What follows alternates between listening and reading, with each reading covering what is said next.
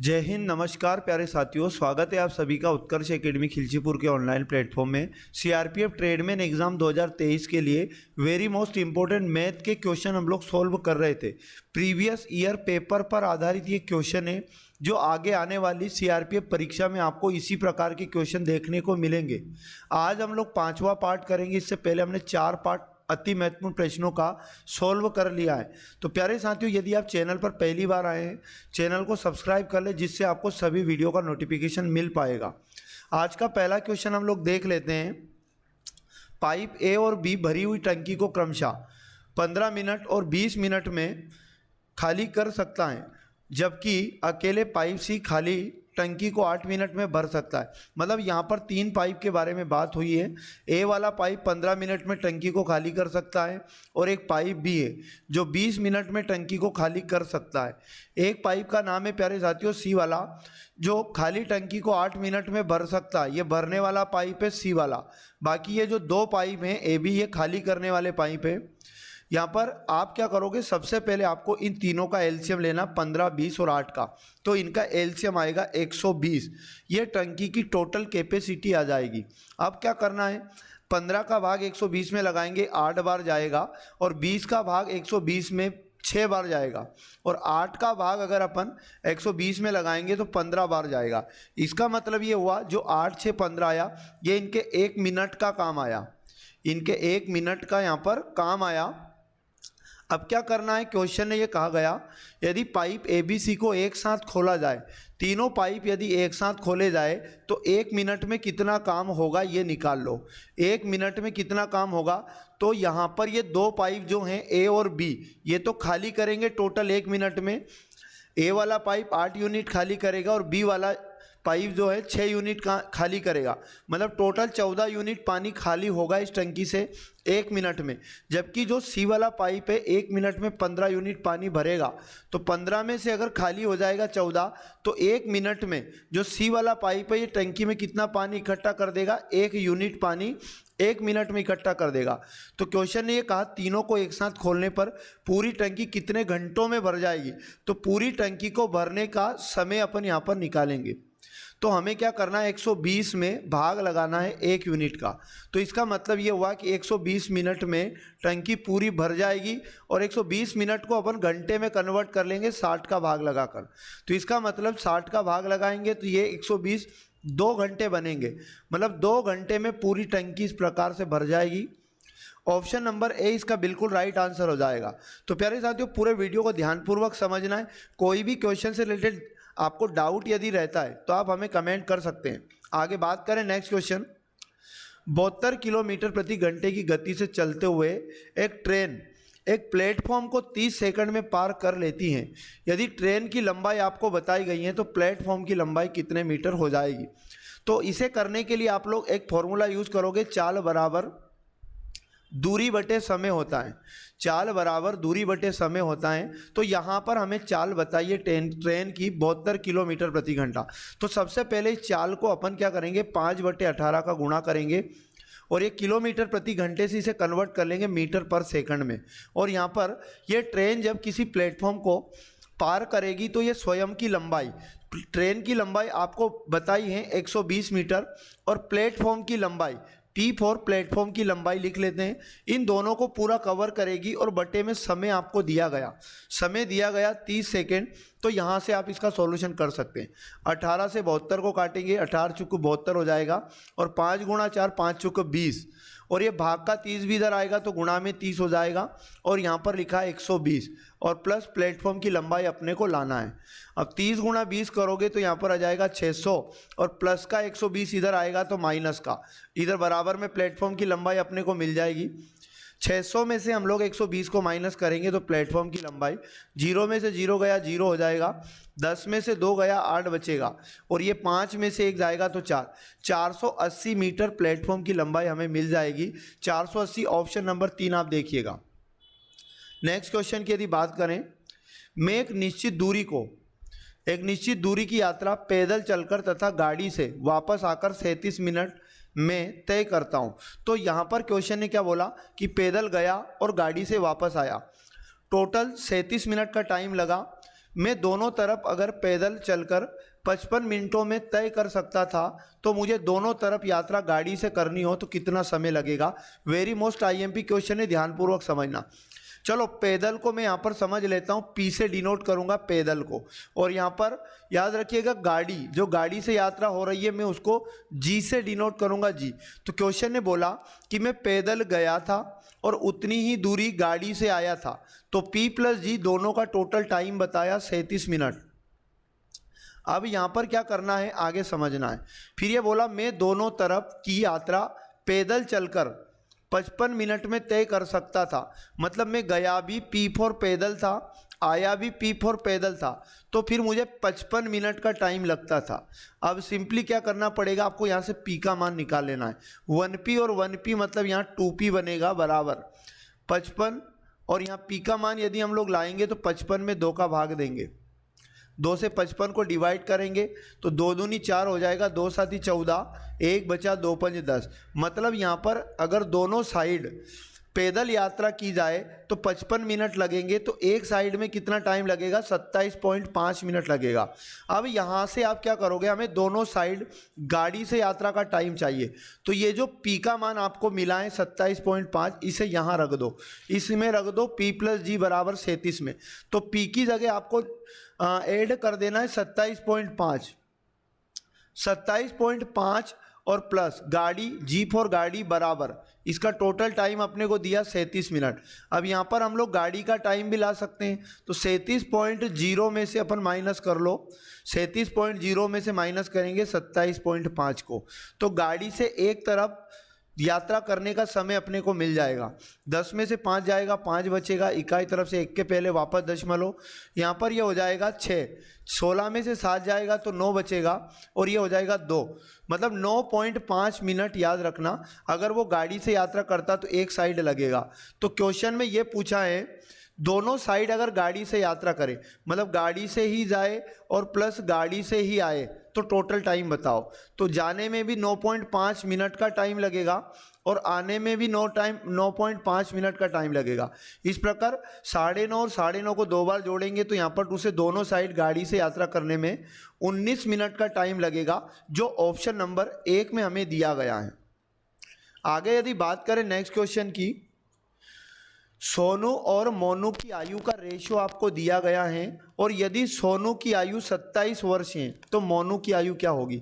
मतलब यहाँ पर 2 रेशियो बताया गया, एक सोनू का और एक रेशियो बताया गया मोनू का, जिसमें अपने को ये रेशियो बताया 9:12। इसमें बोला गया यदि सोनू की आयु 27 वर्ष है, मतलब 27 वर्ष जो दिया सोनू की आयु दिया, इसका मतलब ये हुआ कि हमें 9 रेशो का मान दिया है।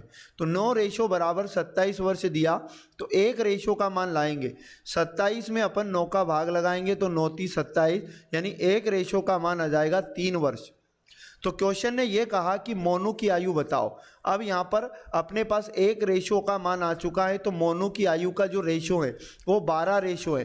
तो एक रेशो के मान का गुणा यदि 12 से करेंगे तो 12 हो जाएगा 12 × 3, और 12 हो जाएगा 36 वर्ष। तो यहाँ पर मोनू की जो आयु आ जाएगी 36 वर्ष। ऑप्शन नंबर 3 इसका बिल्कुल राइट आंसर हो जाएगा।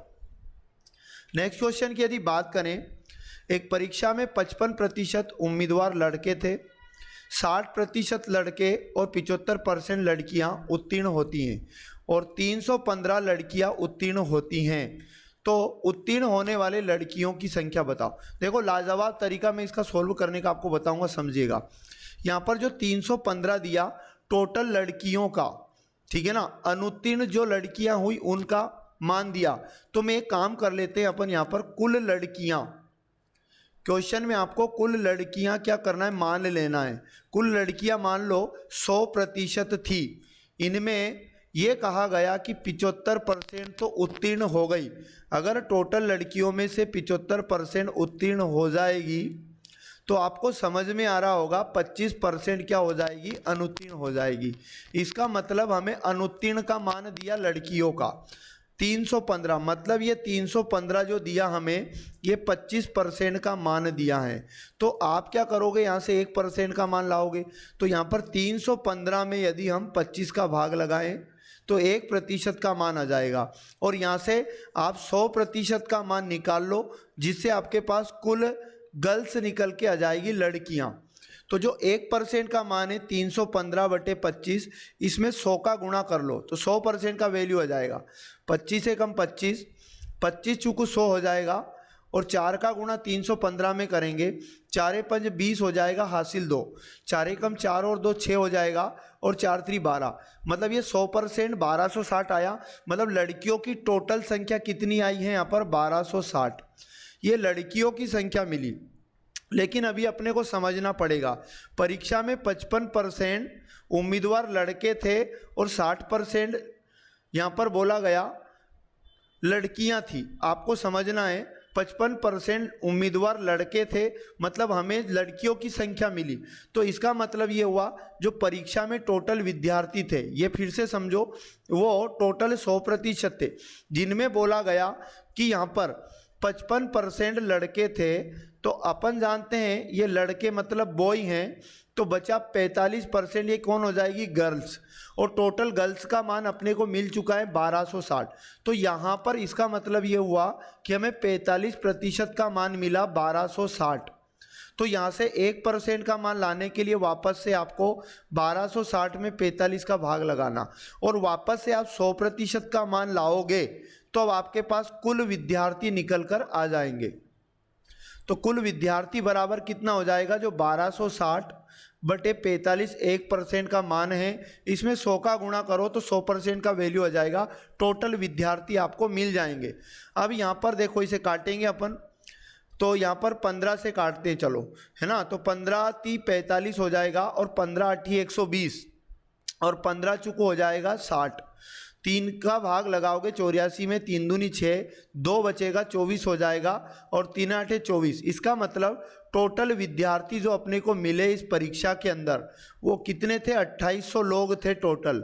अब क्वेश्चन ने क्या पूछा, अनुत्तीर्ण होने वाले लड़कों की संख्या बताना। तो समझो डायरेक्ट लाएंगे। अब अनुत्तीर्ण लड़के हमें यहाँ पर लाना है, अनुत्तीर्ण लड़के। तो सिंपली आपको क्या करना पड़ेगा, टोटल विद्यार्थी परीक्षा में 2800 थे, तो 2800 लिखा, और बोला गया 55% लड़के थे, तो 2800 का यदि हम 55% निकालेंगे तो ये लड़के आ जाएंगे। अब लड़के भी अपने आप में 100% थे। ये कहा गया कि 60% लड़के उत्तीर्ण हुए थे, तो 60% यदि उत्तीर्ण हुए तो अनुत्तीर्ण कितने हो जाएंगे, 40%। तो अब लड़कों की संख्या का 40% निकालोगे तो अनुत्तीर्ण होने वाले लड़कों की संख्या आ जाएगी। यहाँ पर इसे सोल्व करेंगे तो ये 2 0 से ये 2 0 कट जाएगा, और यहाँ पर ये 0 से ये 0 कट जाएगा। आप 2 दूनी 4 और 2 5 होता है 10, और यहाँ पर 5 से इस 55 को काटेंगे 11 बार। इस प्रकार से हमारे पास निकल जाएगा अनुत्तीर्ण लड़के। तो अनुत्तीर्ण लड़के कितने हो जाएगा, 28, और गुणा में करेंगे 11, और गुणा में करेंगे 2। आप ये गुणा करो, सही आंसर आपको मिल जाएगा। 11 8 88, कैरी 8 हो जाएगा, 11 दूनी 22, और 22 में 8 जोड़ेंगे तो हमारे पास 30 हो जाएगा, और गुणा 2 कर लो तो आपका सही आंसर आ जाएगा। 308 का डबल हो जाएगा 616। 616 लड़के क्या हुए, अनुत्तीर्ण लड़के आ जाएंगे। ऑप्शन नंबर 3 इसका करेक्ट आंसर हो जाएगा। नेक्स्ट क्वेश्चन यदि बात किया जाए तो वेरी मोस्ट आईएमपी है, x की पावर 2 गुणा 8 की पावर 2 भागित, यहाँ पर बोला गया 64 की पावर 2 बराबर 9 हो तो x का मान बताना है। तो सिंपली अपन जानते हैं x की पावर 2 गुणा में 8 की पावर 2 का मतलब ये हुआ कि 8 गुणा 8, और भागित का मतलब बटा लगा सकते हैं, और 64 की पावर 2 का मतलब 64 गुणा 64 हो जाएगा, और बराबर में दिखा हमें 9। 8 से 64 को काटेंगे, यहाँ पर 8 8 या 64, और ये 8 से 8 कट जाएगा।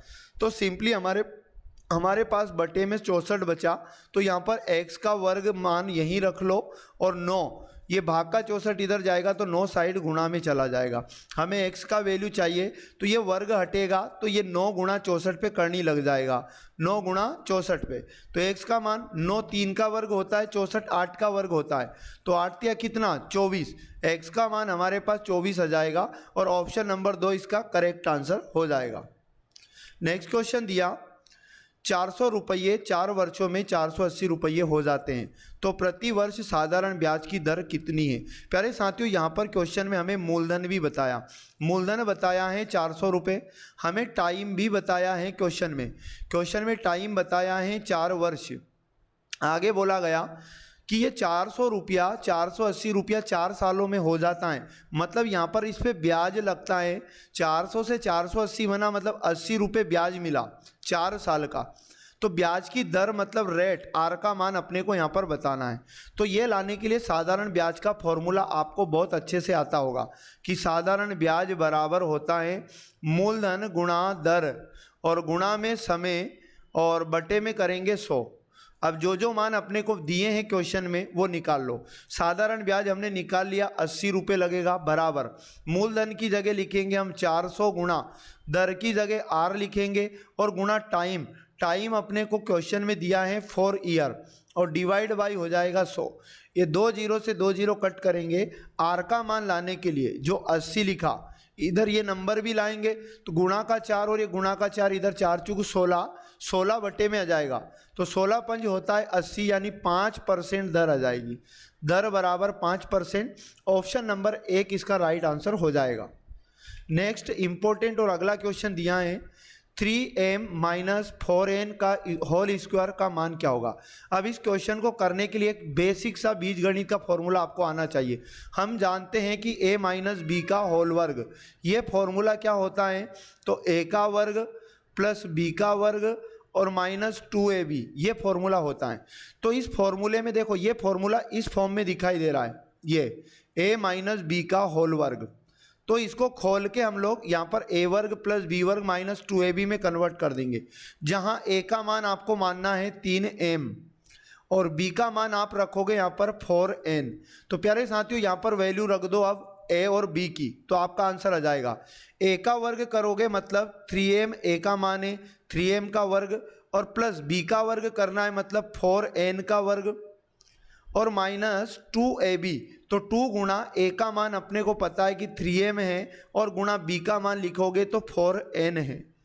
अब क्या करेंगे, यहाँ पर 3 का स्क्वायर 9 होता है और m की पावर 2 m स्क्वायर हो जाएगा, प्लस 4 का स्क्वायर 4 का वर्ग 16 और n का वर्ग मतलब n की पावर 2 हो जाएगी 16n स्क्वायर, माइनस यहाँ पर 2 गुणा 3 2 तिया 6 चुक कितना हो जाएगा 24 और यहाँ पर 24 के बाद m भी लिखा और n का गुणा होगा तो 24mn। इस प्रकार से आपका उत्तर ये वाला होगा। ऐसा कोई ऑप्शन है तो ऐसा डायरेक्ट ऑप्शन नहीं दिखाई दे रहा है।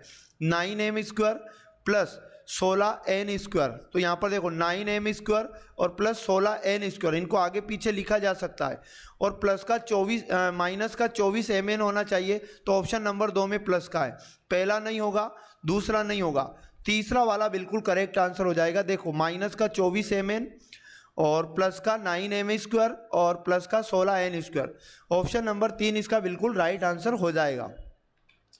9 नंबर की यदि बात करें तो ये वी बोर्डमास का फॉर्मूला इसमें लगाओ, वी बोर्डमास रूल के द्वारा इसे सोल्व किया जा सकता है।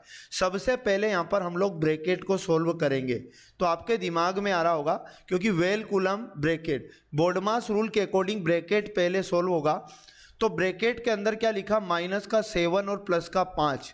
तो जब बड़ी संख्या माइनस की हो तो 7 में से 5 गया, 2 बचेगा और चिन्ह माइनस का आ जाएगा। तो ब्रैकेट को सॉल्व करने के बाद हमें माइनस का 2 मिला। अब क्या करना है, ब्रैकेट के बाद बारी आती है ऑफ की। ऑफ का मतलब होता है का के की, तो का के की को सोल्व करेंगे, मतलब जहाँ का के की लिखा वहाँ पर पहले गुणा का चिन्ह लगाकर इसे सोल्व करेंगे, बाकी को हम लोग ऐसा ही लिखेंगे। तो यहाँ 4 का गुणा 2 से हो जाएगा तो 4 दूनी 8 हो जाएगा और यहाँ पर 2 का गुणा 5 से हो जाएगा तो 2 पंज 10 हो जाएगा और यहाँ बीच में का लगाए तो यहाँ इस 2 का गुणा किससे हो जाएगा, -2 से हो जाएगा। 2 का गुणा -2 से हो जाएगा तो यहाँ पर माइनस का 4 बनेगा। अब क्या करना है, बाकी को ऐसा ही लिख लेना है। तो यहाँ पर लिखा है 8, फिर चिन्ह लगाए भाग का और गुणा करने पर मिला अपने को 8। ये इतना क्वेश्चन सोल्व हो चुका है। अब यहाँ पर माइनस की जगह माइनस, फिर लिखा है 15 और फिर लगाएंगे हम भाग और भागित लिखा है यहाँ पर 2 का 5। तो ये का वाला तो सोल्व हो चुका है इतना, इसकी जगह हम लोग 10 लिखेंगे और फिर माइनस का चिन्ह लगाएं, फिर लिखा है 6 और फिर भागित लिखा है 5। अब यहाँ गुणा का चिन्ह लगाएं और इस का मतलब ये इतना क्वेश्चन सोल्व हुआ तो हमारे पास -4 हमें मिला। बस अब हमारा का सोल्व होने के बाद बारी आती है भाग की, ठीक है ना। भाग की बारी आती है तो ये भाग लगा लो।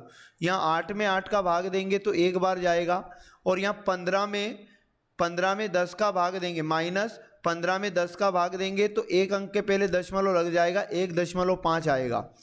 और फिर आगे चिन्ह माइनस का लगाएं और यहाँ पर 6 में 5 का भाग देंगे तो 5 एकम 5, 1 बचा, दशमलव लगाओगे तो 10 हो जाएगा, 5 दूनी 10। अब फिर आगे काई का चिन्ह लगाएं, गुणा का चिन्ह लगाएं और गुणा करेंगे -4 से। तो अब गुणा पहले हो जाएगा, तो 1 माइनस 1.5, 1.2 का गुणा 4 से होगा तो 12 चुको होता है 48, लेकिन ये माइनस का गुणा इस माइनस से होगा तो प्लस का 48, और 48 में भी एक अंक के पहले दशमलव लग जाएगा, मतलब 4.8 आएगा। अब आपको पता है ये प्लस का 4.8 है और उसके बाद प्लस का 1 है, ये दोनों जुड़ेंगे तो प्लस का 5.8 बनेगा, और माइनस का कितना है हमारे पास 1.5 है। इसे घटाएंगे, 8 में से 5 गया 3 बचा, और 5 में से 1 गया 4, तो मतलब 4.3 हमारा आया। ऐसा हमें कोई भी ऑप्शन में नहीं दिखाई दे रहा है, लेकिन 4 हमें ऑप्शन नंबर 2 में दिखाई दे रहा है। ये पॉइंट हटाओगे नीचे एक 0 आ जाएगा, मतलब 10 बनेगा। 10 का भाग 43 में 2, 10 चुक 40 हो जाएगा, 1 और 3 बचेगा और बटे में वापस 10, 4 सही 3/10, ऑप्शन नंबर 2 इसका राइट आंसर हो जाएगा।